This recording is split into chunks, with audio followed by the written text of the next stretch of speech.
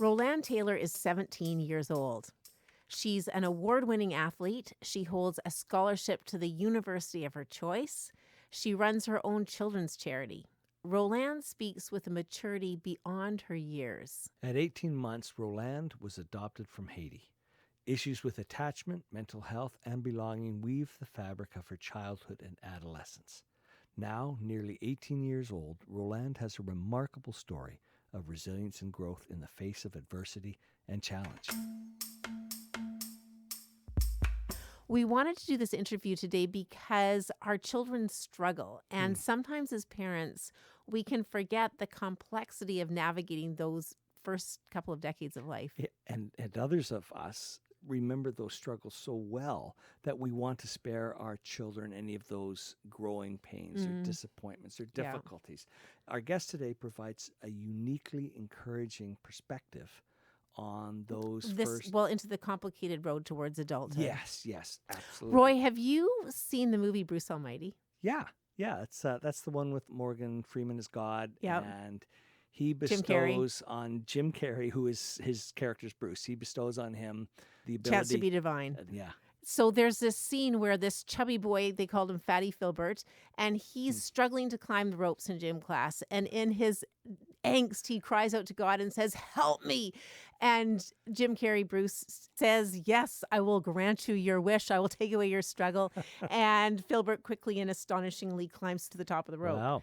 Filbert's life is changed, and Morgan Freeman / God later comments something along the lines of, "Bruce, do you remember Filbert?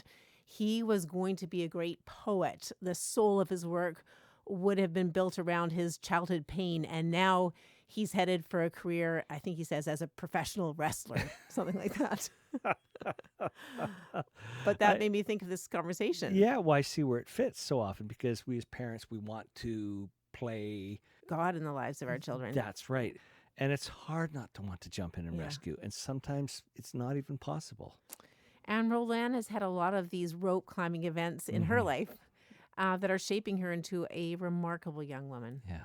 That poet. Yeah, or, as the case may be, the athlete. Yeah. Belonging is a big thing for me because I've always kind of felt like I don't, whether I was being Black in a white community or being the only Black person at school. I've always kind of felt like the odd one out. Even in my family, I've felt different from everybody. So belonging has been a struggle throughout my whole life and that I'm still dealing with now, trying to figure out who I am, where I fit. Yeah, it's been tough, but it's very important to me. I'm Rachel Cram. And I'm Roy Salmon, and welcome to Family 360. Conversations exploring life together. Well, Ro, thank you so much for being here at the studio with us. This is a real honor to get to talk to you today. Thanks for having me. Okay. So, Rolande, I want to go through a list of incredible things that are happening in your life right now because I know through getting to know your story, there is a lot behind all of these things. If you'll just indulge me in singing your praises for a few moments. All right. You recently won a unique basketball award, which is how I came to know you. You've also got a wonderful university scholarship to play basketball. And that must be so exciting to be able to go right from high school into that kind of a career opportunity. Yeah, that is a dream come true. Playing university ball, playing at the next level, like it's pretty exciting. Do you know what else you want to do at university alongside that? It's not all ball. You'll be studying as well. Do you have a sense of what you want to study? Yeah, so I want to go into psychology and work with children that have gone through trauma. So how childhood trauma affects brain development in their future life. Pretty exciting. Which is a bit of foreshadowing of what's to come up, but we'll hold on to that for a moment. And you have also been nominated for the Terry Fox Scholarship, which is so significant. Yeah, so they're looking for someone in high school who has gone through some hardships through their life and is in sports. So that was perfectly me. I didn't think I'd have a very good chance because it's Canada-wide, but next thing I know, I get an email. They want to meet me in Vancouver, so it's pretty exciting. Wonderful. Yeah. And on top of all these things, you also run your own charity, and it is called Kids Club. Can you tell us what that's all about? Yeah, so Kids Club is a charity that I have started. I started a couple years ago. Because when I was young, going through some, childhood trauma, didn't really have anybody to look up to during my hard times, and it was pretty tough. But I was like, okay, well, now that I've come through those times, there are many other girls out there that are like me who don't have anybody that has also been adopted and that is Black that they can look up to. So I was like, I can be that person for them. So yeah, I started this charity for them. I wanted to start this interview with listing some of the accomplishments you have achieved at 17 years old, because as a parent myself, I can look at somebody like you and think, I want a girl just like that. Like, I want a daughter who knows how to push herself hard in sports, in your case, but in life. I want a daughter who cares deeply about people and would do something like start a charity. I want a daughter who knows how to pursue things like a scholarship. But those things have come from deep struggles and a need to really persevere in life. So, having set that as the stage of who you are, I'm wondering if we can go back to who you've been in your 17 years and what has brought you to be the person that you are now, which I know is still very much information, but Ro, looking at you as a pretty amazing person. So, can you tell us your story? Sounds good. Okay. So I was adopted from Haiti at 15 months, and I lived in an orphanage. My birth mother was at the orphanage with me. So yeah, she looked after me because my father, he left right after I was born. She was only 16, so it was pretty amazing that she looked after me for that long. So my lovely parents, Marcy and Jamie from here, they brought me home into this beautiful home. At the time, it was just me and my brother. I have now 4 siblings. So you came into the Taylor family and you were the second child in the family. Yes. And so take us from there. Where did life take you? So through early elementary, that was a pretty hard time for me. In what way? I had quite a few friends, but like I couldn't connect with anybody. I couldn't have a bond. What did that feel like inside of you? Yeah, it was a weird feeling because I could see all them be super close, like having sleepovers, hanging out. I wanted that, but I didn't know how to go about doing that, how to make that connection with them. It's not that I didn't want to, I just didn't know how to. That was very confusing for me, trying to figure that out. And I think it was confusing for them too, It's almost like I just couldn't let myself do that. If I let myself do that, then they'd be coming close to me, and I don't like people being close to me, so I block them off. So it's just like I would put up a wall and just couldn't get past that. Would you do that with your family as well? Oh, yes. My mom didn't know a lot of what was going on with me when I was younger because I wouldn't let her know. I wouldn't let her in at all. So How would you hide that? I just act like everything's fine. I was a very cheery, giggly young little girl and would never cry, would never have any problems. There was never anything going on, but deep down there was, but I would never let anybody know that. Would never let anybody in.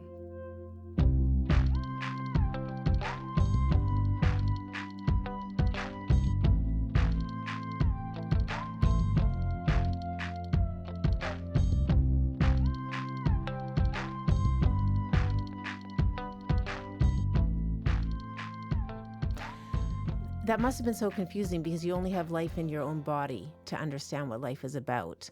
So you were kind of seeing by comparison that other people seemed to be able to connect in a way that you couldn't. Yeah. What were your options that you saw at that point in time? Well, at that point in time, I just left it that way.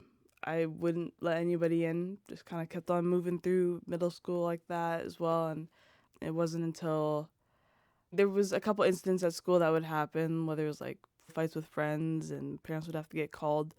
But even then, my mom would be like, Rolande would never do that. Like, that would never happen because she really didn't know. She didn't know anything that was going on because I would never express that anything was going on, So it was tough for her. So what made that shift? What made it become apparent that there was a disconnect that was happening inside of you? It wasn't until I had this incident with this girl in grade 7 that I had to be brought down to the office. And it was quite a big incident. It was big enough that, okay, like there's something going on here with Rolande that we need to figure out. So this is you and your mom, you and your yeah, family? me and my mom. We were kind of like, okay, we'll move on. We'll just keep watching you.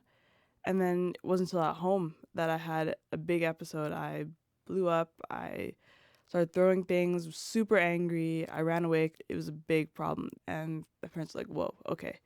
There's something more that is going on with Rolande that we did not know about that we need to bring attention to. So from there, they called like the crisis line and they hooked me up with a counselor. So from there, we started to realize that I had quite a few disorders that I was going through that nobody knew about. Yeah. When you say quite a few disorders, were they actually diagnosed disorders? Yeah. Later on, when I saw a psychiatrist, they became diagnosed. I have reactive attachment disorder, which is a big reason why I could never connect with anybody. It's just, Can you explain what that is? What is yeah. So like it's like a push-pull relationship. I would pull you in, but only to a certain point. Then I'll push you away, and I could never actually emotionally attach to anybody. Because I'll just keep pulling them in until you hit my wall. As soon as you hit my wall, I'm pushing you away again. And that happens with everybody, and that comes from That was happening with everybody that you were in relationship with. Yeah, exactly. I'm thinking there's multiple reasons why someone would have that disorder, but for you, what do you think caused that? Yeah. At least in essence. I believe it comes from being adopted because the person that I was closest to, Who was your birth mom? my birth mom, yeah, she ended up giving me up. So I think that's where it comes from, is that who I was attached to very deeply is gone now. So now it's like anybody else I get attached to, it's the same thing's going to happen. So I can't let myself get attached to anybody because I can't be hurt like that again. It's so incredible that something that happens from a time in your life that you have no memory of is so significant within your mind and how you go on living. Mm-hmm. You said there was other disorders as well, and we'll come back to that in a moment. But with this attachment disorder, how did you begin to address that? Whew, yeah, that definitely was the hardest one that I'm still to this day dealing with. And do you think you always will? I definitely think I always will. It's deep inside me. I don't think I can ever get rid of that. That is my biggest thing, is the people that I love are going to leave me. Even to this day, like my mom, she'll go out and get some groceries, and if she's gone too long, I'm freaking out, like, what happened to her? She's gone. She's not coming back. I deal with that all the time. Yeah. I know I'm asking this to a 17-year-old, but you do have a wisdom beyond your years. How common do you think that is in children that have been adopted, but also children that have experienced separation or loss? Oh, I believe that's very common. Like, I have a friend whose mother passed away, and she experiences the same thing now. She's like, I can't attach to anybody because I feel like they're going to leave me. So I feel like it's a very common thing that happens that people aren't very aware of. They just don't know about it. I agree, Rolande. Separation's a huge issue for children. I want to come back in a moment to talking more about counseling and the techniques that you've used, because I think that's really interesting. You mentioned there were other disorders that you discovered. Do you want to talk a little bit about that? Yeah. I also was diagnosed with generalized anxiety. So it still affects me quite a bit, but it's gotten a lot better than before. And recently they diagnosed me with bipolar 2. It's not as extreme when it comes to the manic states, but I still go through the ups and downs. So, Ro, these are a lot of things to deal with in one so far fairly short lifetime. It is pretty amazing, Ro. Like I sit and listen to you and I think, as a parent, you never want your child to experience all of that. Even as an adopted parent myself, my youngest 3 children are adopted. You just don't want that to be their story. Yeah. But it can make us who we are, too. Mm-hmm.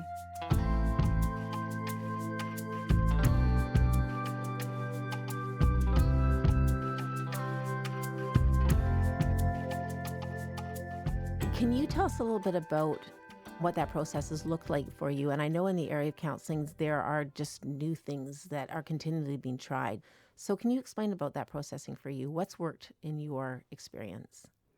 Yeah, so I went to see quite a few counselors. Actually, most of them, it didn't really work out. Counseling is it's tricky, trying to find the right counselor, because they have so many different techniques, and trying to find the one that works for you, that's been pretty tricky. So I've gone through quite a few. And then finally, I came upon Ted through Youth and Family Services.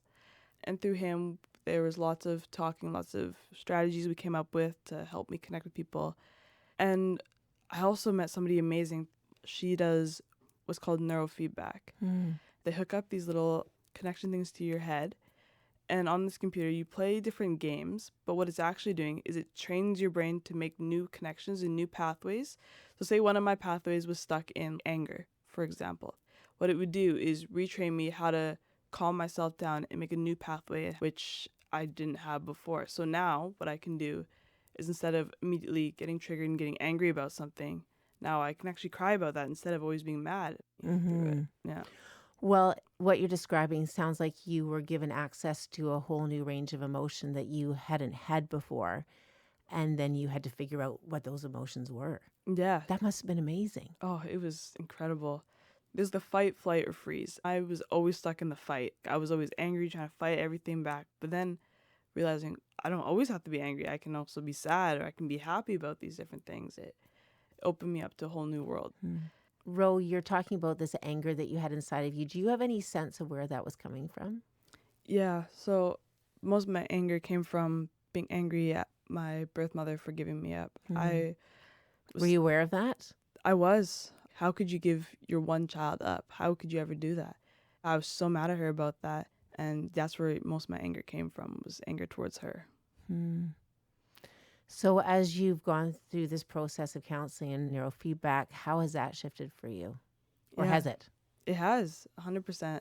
It's opened my mind to be able to accept the reason why she gave me up. Because I heard it, I understood it, but I never really accepted it. And now that's where I am. I realized that, okay, yeah, like she was 16 when she had me, and she truly loved me and knew she could give me a better opportunity in life, which is why she gave me up.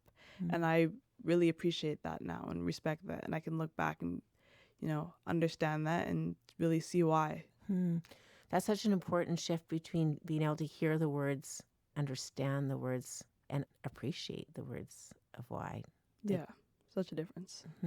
Yeah. Can you describe any other connections that happened through your experience with neurofeedback? I find that fascinating. Yeah, so one of the big things is I started to actually feel things around me. So we were in Palm Springs going through Joshua Tree National Park just for a walk.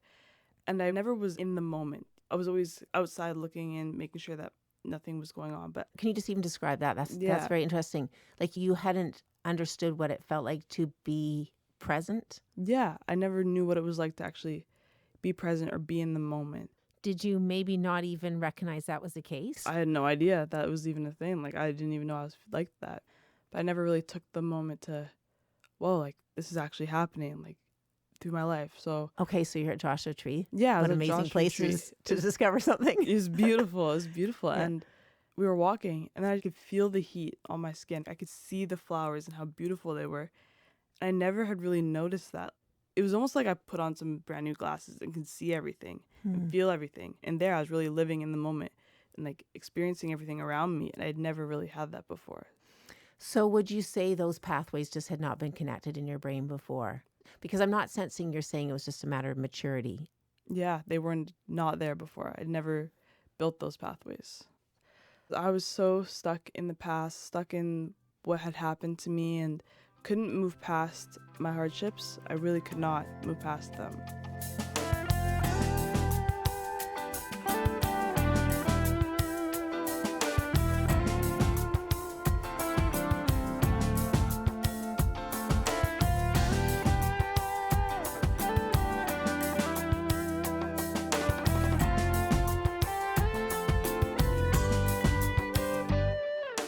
I'm going to take this on a whole different tangent right now. All right. One of the things when you and I were prepping for this interview that you mentioned was the challenge of growing up Black in a mainly white community.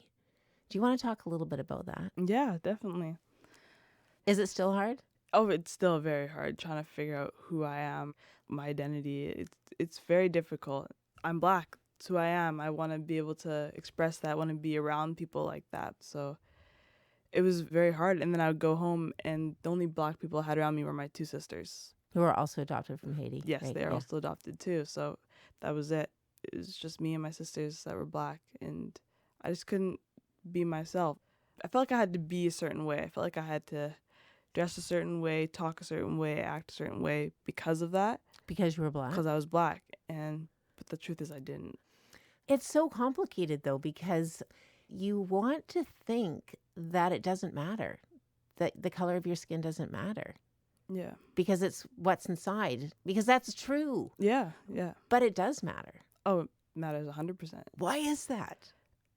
Bro, answer these deep questions for me. Why is that? Why does it matter? I feel like it matters because that's who you are. There's such a big thing about Black culture and expressing your Black side, being Black. But it seems And- like you felt that even before you were maybe aware of that kind of culture Yeah. out there. Yeah, definitely. You see the white families doing their traditions, whether that's their cultural traditions, or you see Indian families doing their traditions, but there's no way for me to do Black traditions, whatever that is. I don't even know what that is because I've never been exposed to that, right? Or you see on Instagram some Black families doing this, or I can't do that because it's just me. There's no other Black people like that around me. So it's just, that's uncomfortable as well, right? So it's a weird spot that you get put in. It's very weird. So with your kids club that you run, I think these are some of the things that you are wanting to help younger children address, children who are in somewhat a similar situation to you in that they are Black kids in a white culture. Is that true? Yeah, And have they all been adopted? they have, yes. What are you hoping to give to them? What are you hoping to create for them so that they can move on their own paths of growth and development? Yeah. So I want them to have a sense of community, a sense of family, a little Black family. That's what I consider us. I consider us a little Black family. But I want them to have that. I want us to all have that connection with each other. We're all in this together. We all love each other. We have each other's backs. And that's what I want them to go with. I want them to know that no matter where they are, we are always going to be here for each other, no matter what. Are you creating your own Black sisterhood culture, or are you reflecting on Haitian culture? Or Well, right now, I want to just focus on, the sisterhood, being sisters, I'm not sure exactly how comfortable everybody is with connecting back to Haiti right now, because that is a sensitive topic for them, is connecting back to where they're from. Some of them are not comfortable with that yet. They don't want to look back at that. So why would they not want to look back? for them, it could be a tough place. For me, I didn't want to look back on Haiti because that's where I was abandoned. So for them, it's the same thing. I don't want to have connection to where I was given up. But what my ultimate goal would be is to bring everybody back to Haiti one day. Because when I went Why back, is that important to do something like that? yeah, so when I went back to Haiti, there's so much closure there. I was able to talk with my birth mom on why I was given up. And from being able to hear that from her, being able to hear that come from her mouth, that was, meant everything to me. There was so much closure there. And I was actually able to do that before she passed away. So that was amazing. And I want these girls to be able to go back and have that closure from their families too, be able to know why, so they don't feel alone anymore. I think as an adopted parent, there can be a worry that my child could go back and maybe not hear, as you heard from your birth mom, maybe it wasn't so cut and dry of why they needed to leave. Does that concern you? That's a big one. So if they don't want to meet their birth families or don't want to hear it, then they don't have to. I respect that. That's okay. You're not ready for it? That's okay. Right? But I think it's very important for them to hear the truth, because truth is so empowering. And even if what they hear is negative, they still heard the reason, they have closure that way. But then they also have us to fall back on, have their sisters to fall back on, and we'll help them through these hard times.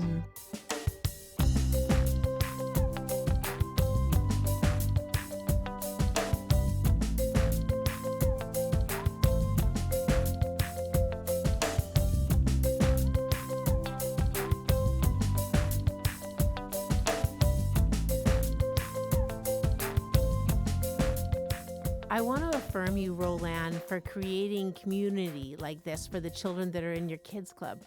We need community like that. We all do. We need a place of belonging. Yeah. And as I've listened to your story, I feel that that's what you fought for in yourself as well. You have fought to give yourself the ability to belong. Yeah. Belonging is a big thing for me because I've always kind of felt like I don't, whether I was being black in a white community or being the only black person at school. I've always kind of felt like the odd one out. What about even in your family? Yeah, even in my family, I've felt different from everybody. So belonging has been a struggle throughout my whole life, and that I'm still dealing with now, trying to figure out who I am, where I fit. Yeah, it's been tough, but it's very important to me. I think part of the wisdom of your years is you acknowledge the difficulty of your belonging, both for yourself and for others, and you're not content to leave it at that as a struggle. It sounds like your whole family is on a journey of growth and discovery. Yeah. And that's how it works, isn't it? Yeah. Life is complex, and you are expressing it so well. There are all these things within us, right? But I really appreciate your ability to be able to pick out these items from your life and to be able to hold them up and to say, I'm struggling with this and I'm not going to settle for it remaining a struggle.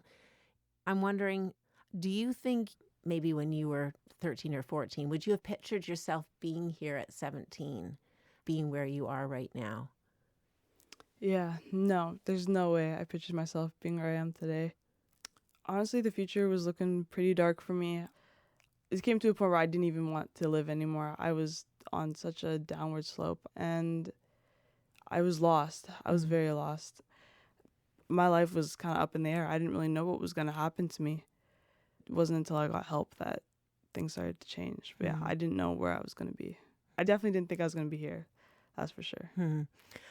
We struggle in life. And often as a parent, when you're watching your young teen or preteen struggle, you can become very hopeless and not see that that struggle could be a really important part of who they're to become. And I think what your parents might have done, and you can tell me if this is right or not, is they kept believing that there was more. Yes. Would you be able to talk a little bit about what you saw your parents doing through those really hard years for you? Yeah. Well, the fact that they were willing to bring me to all these counseling appointments, and the fact that they themselves were even willing to go to some counseling appointments and try to figure out new strategies. Figure out things for themselves as parents. Yeah, that showed so much dedication that was amazing. My parents have just been there for me the whole time, showing that they love me. Even when I had to be brought to the hospital because I had hurt myself and it was pretty bad. Like I had cut myself. Okay. So yeah, they had to bring me there to the psych ward place there.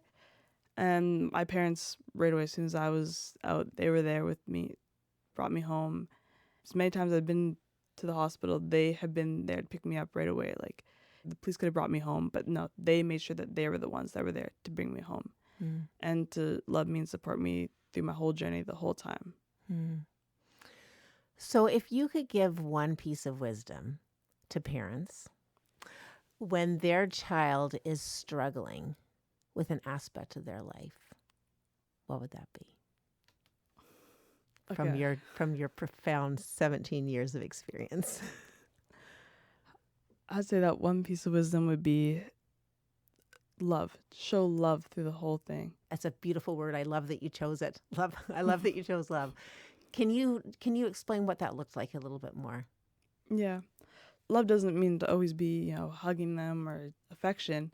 It can be, do you need to go see someone? Do you need some space? Space. That is a big thing, even with love. Like so many times where I just was going through something. All I needed was to be alone. I needed space. Well, and that is hard as a parent because you're scared, right? So that space is hard because you want to get in there helping, protecting, supporting. It's a trust, I think, to give you that space. Yes. Oh, for sure. But if you just show them that you love them, that's all I need from my parents is that all I needed was them to show me that they loved me no matter what. And yeah. That no matter what is pretty huge. Yeah, that is pretty huge. Well, Ro, thank you so much for coming in to talk to me. I'm so excited to watch your career as you go in to play university ball now. Thank you for having me. I really appreciate being here. I loved it. I wish you all the best. Thank you very much.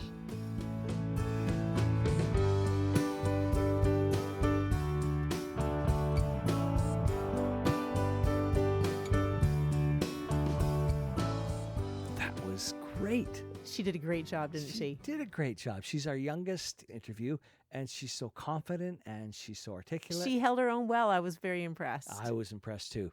You know, Rolande's comments on belonging reminded me of a Brene Brown quote. Oh, love Brene. Yeah, she writes profoundly on belonging, particularly in her book, Braving the Wilderness. She addresses the struggle of finding our sense of self and our meaningful connection with others. Brene Brown is wonderful, and I love what she has to say. She has a pile of quotes. So what one are you thinking of? I'm thinking of, it's from the book, True Belonging only happens when we present our authentic, imperfect selves to the world. Well, this is like I commented in the interview. Rolande is doing this. She's holding up her struggles to say she doesn't want to remain there. Yes. It's so easy to hide our struggles at her age and frankly at any age. Yeah. She's bravely putting her struggles, her difficulties into the light, which is exactly what Brene Brown is talking about. She's to bring our authentic and our imperfect selves into the world, however that is perceived. Yeah.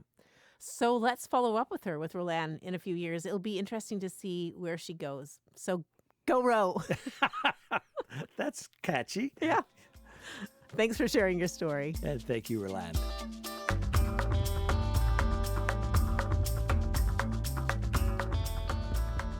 Each Family 360 episode ends with music inspired by the words of our guest. You heard bits and pieces of this music during this interview. Here's the song in its entirety. And you can find it in our resource section for every episode or wherever you stream music.